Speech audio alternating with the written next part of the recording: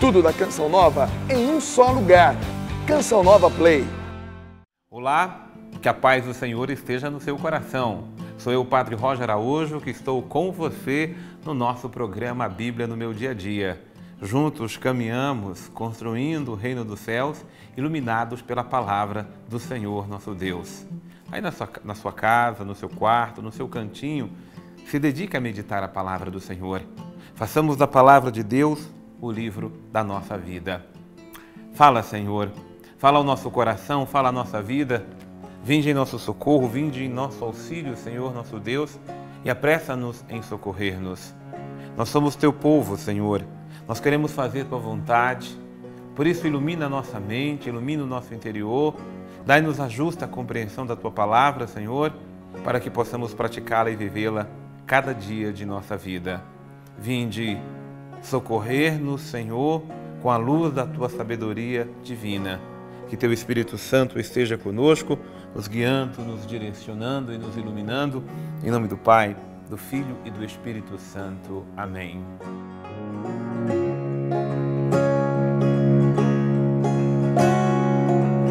Que bom, meu irmão, que bom, minha querida irmã, estarmos juntos diante da palavra do Senhor nosso Deus. Quando nos reunimos em torno da palavra de Deus, é Jesus, palavra viva, é Jesus, palavra eterna, que vem ao nosso encontro falar e direcionar nossa vida. Segundo o livro de Reis, nós estamos meditando no segundo livro de Reis, anote aí no seu caderno, capítulo 22 e o capítulo inteiro. E aí você não esqueça, por favor, de colocar também a data do dia de hoje aí no seu caderno, para que na nossa meditação possamos colocar os pontos essenciais do nosso estudo. É muito importante lembrar que a leitura divina, a leitura sagrada, a Bíblia no meu dia a dia, a Bíblia que nos acompanha a cada dia da nossa vida, é a leitura orante que nós fazemos da palavra de Deus. Nós não lemos por curiosidade, nós não lemos para fazer abstrações intelectuais da palavra, não. Nós lemos a palavra para dela nos alimentarmos, porque ela é o sustento do nosso espírito, da nossa relação com o sagrado. Josias tinha 8 anos quando começou a reinar. Ele reinou 31 anos em Jerusalém. Sua mãe se chamava Idida e era filha de Adaia, natural de Bascate. Ele fez o que é reto aos olhos do Senhor, seguindo todos os caminhos de seu pai Davi, sem se desviar nem para a direita e nem para a esquerda. Veja que pérola preciosa que merece já ser grafada aqui para nós, para que a gente coloque aqui no nosso estudo para nós meditarmos. Aqui está uma mensagem de Deus para o nosso coração, esse versículo de número 2. Ele fez o que é reto aos olhos do Senhor. A retidão de alma, de coração, é aquilo que mais agrada ao coração do Senhor nosso Deus. Ter uma vida reta é ser correto, é ser justo, é ser sensato, é acima de tudo levar Deus a sério e levar com seriedade Deus na sua vida. A retidão moral, a retidão de consciência, a retidão em tudo aquilo que a gente faz na presença dos outros e na ausência de qualquer pessoa. Porque o que nós não podemos é em nenhum momento sairmos da presença do Senhor nosso Deus. Então nós não fazemos o que é reto para sermos reconhecidos pelos outros.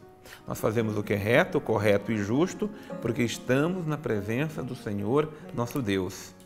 E é isso que Josias, a exemplo de Davi, também fez. Nós vimos tantos outros reis na monarquia de Israel que se desviaram, ora para um lado, ora para o outro, e não foram retos na presença do Senhor. É por isso que louvamos então Josias, porque não deixou se desviar.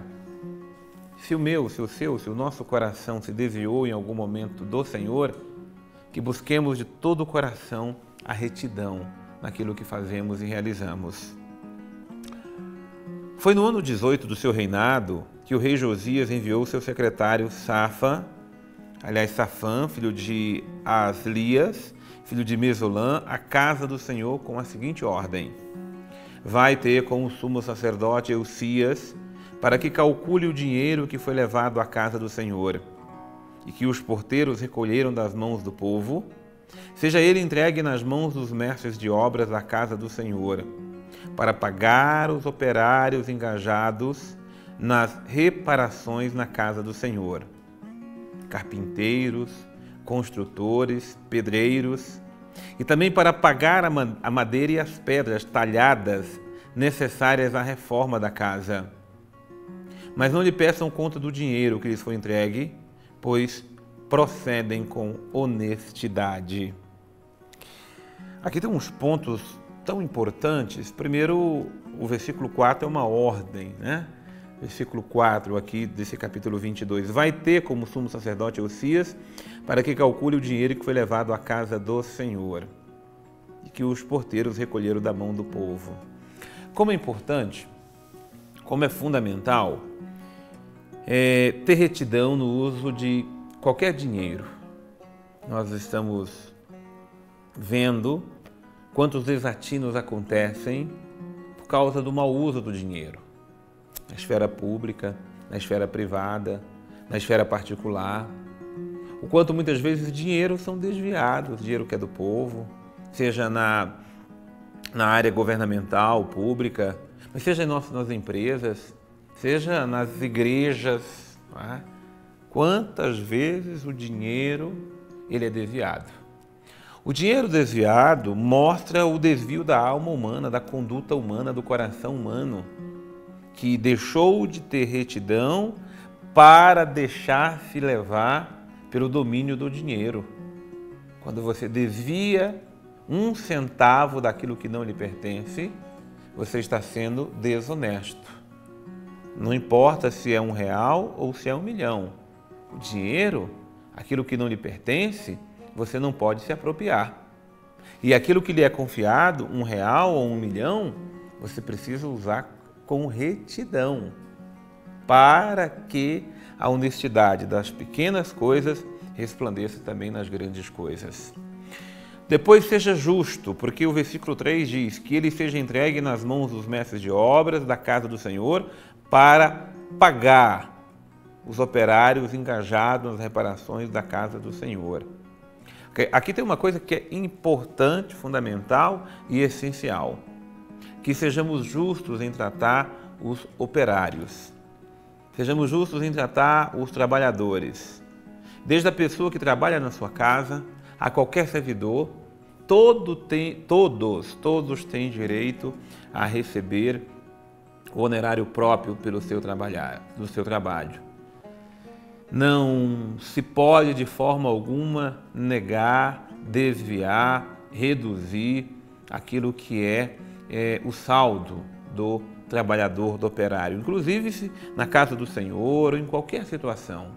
Por isso que aqui, inclusive, está falando desses profissionais, carpinteiros, construtores, pedreiros, além do dinheiro ser usado para pagar a mão de obra, que não pode ser mão de obra barata, não pode ser mão de obra explorada, mas tem que ser uma mão de obra reconhecida, gratificada pelo suor, pela dedicação. Você fica pensando que um operário, ele fica muitas vezes, ou na grande maioria das vezes, muito mais tempo dedicado à sua obra, ao seu trabalho, do que à sua própria casa e à sua própria família.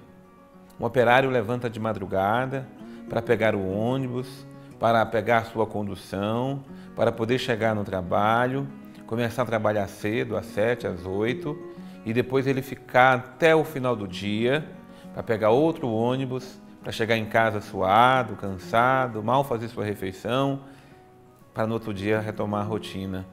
Então, que os operários sejam abençoados no seu trabalho, mas sejam recompensados materialmente, como a palavra de Deus está nos direcionando aqui, por tudo aquilo que eles fazem, pela obra que levantam. Eu olho sempre pelas paredes dos prédios onde nós estamos, nas igrejas que nós construímos, elas sempre foram construídas com o suor, com o empenho, com a dedicação de homens, de mulheres e trabalhadores que ali colocaram todo o seu empenho. Então a palavra está, na verdade, valorizando e ainda diz: não lhe peçam conta do dinheiro que lhes foi entregue, pois procedem com honestidade. Como é importante sermos honestos com os outros, como é importante sermos honestos em todas as situações, mas sobretudo sermos honestos na administração do dinheiro, daquilo que é investido pelas pessoas, por aqueles que acreditam na obra do Senhor, e não permitir que nenhum centavo seja desviado da casa do Senhor. É isso que a palavra de Deus está nos chamando a atenção. Muito bem, meus irmãos, buscando essa sabedoria que vem da palavra de Deus, que guia, que direciona a nossa vida, que direciona o nosso coração, procuremos também nós meditarmos a palavra de Deus para vivê-la com retidão. Que a palavra de Deus dê a nós essa graça, nos dê, primeiro, essa graça de não nos desviarmos, mas a graça de sermos honestos em tudo aquilo que fizermos e realizarmos. Vamos chamar aqui o Padre Antônio Xavier para que seja conosco também na meditação da palavra do Senhor. Vimos no capítulo 21 um péssimo exemplo que foi o rei Manassés. Agora o capítulo 22 de 2 Reis nos traz um outro momento todo especial, que é o rei Josias. Este sim é o protótipo do bom rei. O tempo de Josias é marcado por uma fraqueza muito grande do povo de Israel, mas ele vai construir uma estabilidade e força. É no tempo dele que vai ser encontrado o rolo do livro do Deuteronômio, que é um pedaço desse livro que nós temos hoje, é encontrado no templo, é lido para ele, e ele promove uma coisa muito importante na história, que é a chamada Reforma de Josias, onde ele manda destruir todos os altares e templos que existiam para deuses que eram pagãos em Israel, e inclusive mandou destruir os outros templos, porque naquele tempo tinha mais de um, outros templos para o nosso Deus, para Yahvé, que não tinha só aquele templo em Jerusalém, mas tinham outros. Mas ele centraliza tudo em Jerusalém para evitar esses abusos. E por causa disso vai reestabelecer o calendário de festa, a fidelidade religiosa, e vai dar novamente uma identidade ao povo e vai consolidar realmente naquele momento uma força muito grande para Israel. Essa reforma religiosa vai ser chamada, assim, historicamente, de reforma deuteronomista, por causa do livro do Deuteronômio encontrado no templo. E ele vai ser o protótipo do bom rei, aquele que tem o coração bom e que está de verdade tentando salvar o seu povo do jeito certo, restaurando primeiro o coração, para depois, então, poder de verdade restaurar a nação. Só que, infelizmente, Josias não vai ter sucesso absoluto naquilo que faz. E ele não vai conseguir conter, não vai conseguir impedir o avanço da Babilônia, que nos próximos capítulos vai invadir e vai tomar Israel. Mas lembrando, Babilônia toma Israel não no sentido de um castigo. Os profetas já falavam muito sobre isso. É Deus quem queria que o seu nome fosse proclamado também na Babilônia. E realmente assim aconteceu. Senhor, nós te louvamos, bendizemos e agradecemos porque a Tua palavra, ela dirige, governa, ilumina a nossa vida e o nosso coração. Nós te damos graças, Senhor, nosso Deus, porque Tu és digno de todo louvor, toda honra, toda glória e toda graça. Nós pedimos a graça da fidelidade, a graça de sermos fiéis, Senhor, a graça de agirmos com honestidade, com retidão em tudo aquilo que nós realizarmos. Que nós possamos, Senhor, caminhar diante dos Teus olhos, fazendo o que é reto. Por isso, dai-nos a retidão de coração, para que em tudo, meu Pai, possamos agradar-vos. Ao Teu nome o poder, a honra e a glória para sempre. Amém. Que o Senhor nos abençoe, o Deus que é Pai, Filho e Espírito Santo. Louvado, bendito, adorado, glorificado seja o Senhor nosso Deus, porque Ele nos fala por meio da Sua palavra. Que você continue no seu coração meditando a palavra de Deus, permitindo que ela possa iluminar os sentimentos da sua alma e do seu coração. Deus abençoe você e eu te aguardo no nosso próximo programa, A Bíblia no Meu Dia a Dia.